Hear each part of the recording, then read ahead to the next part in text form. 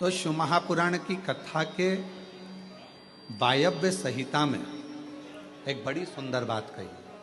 बड़ा सावधानी से सुनिएगा इस चरित्र। वायव्य संहिता में श्री वेदव्यास जी वर्णन कर रहे हैं और वायव्य संहिता के अंतर्गत वेदव्यास जी कहते हैं कि अगर तुम मंदिर तक ना जा सको, तुम शिव पर एक लोटा जल चढ़ाने के लिए अपने नज़दीक के शिवालय में देवालय में ना जा सकें, कोई मंदिर नज़दीक नहीं है, कोई शिवालय नज़दीक नहीं है, तो वायव्य संहिता में वेदव्यास जी कहते हैं कि अपने घर में यदि बेलपत्र का वृक्ष है, बेलपत्र का छोटा सा भी अगर पौधा है, तो उसमें थोड़ा भी जल आप प्रतिदिन चढ़ा रहे हो तो समझ लेना कि 12 ज्योतिर्लिंग में आप जल चढ़ा रहे हो। 12 ये वायव्य संहिता कर। मान लो मंदिर नजदीक में नहीं है, बीमारी बहुत ज्यादा है, तकलीफ बहुत ज्यादा है, और कहा हमने कथा में सुना है कि जल चढ़ाने जाना चाहिए, तो वहां बेलपत्र का अपने गमले में एक छोटा सा पौधा लगा, छोटा सा पौधा, और छोटा सा पौधा लगाकर उस पौधे की परवरिश करो, जल चढ़ाओ। जब वो पौधा बड़ा हो जाए तो किसी बगीचे में जाकर कहीं शिवालय में, देवालय में, कहीं पर एकांत में उस पौधे को लगा दो। जैसे तुलसा जी को बड़ा कर कर तुलसा जी का मंगल विवाह शालिग्राम जी से होता है, देव उठनी एकादशी पर शालिग्राम बाबा के साथ मंगल विवाह किया जाता है, वैसे ही बेलपत्र के पौधे को बड़ा कर कर उसको भी शिव को समर्पित किया जाता है, भगवान शंकर को समर्पित किया जाता है। पर उस पौधे को पहले आपको बड़ा करना पड़ता है। पहले जैसे बेटी को बड़ा करते हैं और फिर उसका कन्यादान करते हैं, बेटी को बड़ा कर कर कन्यादान देते हैं, उसी तरह से बेलपत्र के पौधे को बड़ा कर कर उसकी आराधना साधना कर कर फिर उसका दान दिया जाए।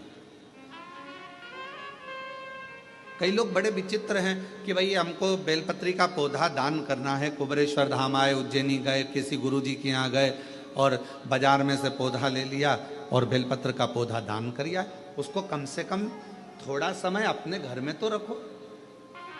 गौदान का नियम मालूम है आपको? कितना लोग जानते हैं गौदान के नियम को? गौदान का नियम होता है, कई लोग बेटी के विवाह में गाय दान करते हैं, कई लोग कोई शांत हो जाता है तो 12वें में 13वें में गाय दान करते हैं ना, गौदान करते हैं। तो उसका नियम क्या है? गौदान का नियम होता है कि गाय को अगर दादा परदादा के लिए दान कर रहे हो, वो चले गए, शांत हो गए, उनके 12वें में, उनके 13वें में, उनके 1 महीने के बाद अगर आप दान कर रहे हो, 12वें 13वें में दे रहे हो, या कन्यादान बेटी का कर रहे हो, उसमें गौदान कर रहे हो, या तुम्हारा मन हुआ का गौदान करना है हमारे पूर्वजों, तो पहले उस गाय बछड़े को अपने घर में रखकर उसकी सेवा करना पड़ेगी 1 रात्रि 2 रात्रि, उसके बाद गौदान करो। पहले उसकी सेवा तो करो। आपने तो डायरेक्ट फोन कर कर कह दिया गाय लिया ना, दान करना है, पंडित जी ने संकल्प छुड़ाया, गाय दरवाजे पर आई और 1 मिनट में संकल्प छूटा, पंडित जी से कहा ले जाओ गाय, लेके जाओ जल्दी से, गाय बछड़ा लेकर जाओ। पंडित जी गाय बछड़ा लेकर चले, गाय बछड़ा पंडित जी लेकर चले। ये श्रेष्ठता नहीं। तुलसा जी का पौधा घर में रखकर उसको पोषित कर कर बड़ा कर कर फिर शालिग्राम भगवान से विवाह कर कर फिर दिया। बेलपत्र का पौधा पहले बड़ा कर कर अपने घर में थोड़ा सा, नहीं ज्यादा रख सकते तो 8 दिन 7 दिन 5 दिन 15 दिन 20 दिन 1 महीना 2 महीना 4 महीना 6 महीना जितना आपका रख सकते हो रखकर फिर किसी जगह पर लगाए। क्यों, क्या जरूरत है गुरुजी अपने घर में पौधे को रखकर फिर दान करना, अपने घर में पौधे को रखकर फिर कहीं लगवाना, अपने घर में पौधे को पहले परवरिश कर कर फिर कहीं उसको लगवाना? कारण क्या पड़ता है? कारण एक है, वायव्य संहिता शिव महापुराण की कहती है, अगर हमने किसी बेलपत्र के पौधे को अपने घर में रखकर 5 दिन 7 दिन 1 महीना 15 दिन 6 महीना उसको परवरिश करा, तो हमारे घर का कितना भी नेगेटिवता, कितनी भी हमारे घर में कुछ भी गंदा हो रहा है, कुछ गलत हो रहा है, कोई गलत हो रहा है, कोई झूठ बोल रहा है, कोई पाप कर्म हो गया हमारे घर में, इस भूमि पर जिसमें हम रहते हैं, उस घर में एनर्जी अगर नहीं है, तो आपने उस पौधे को अपने घर में रखकर उसका परवरिश कर 15 दिन, 7 दिन, 1 महीना, 2 महीना, 6 महीना, 8 महीना, जितना तुम्हारा मन कर जाए, 1 दिन, 2 दिन, जितना मन कर, उसके बाद पौधे को कहीं लगवा। क्यों?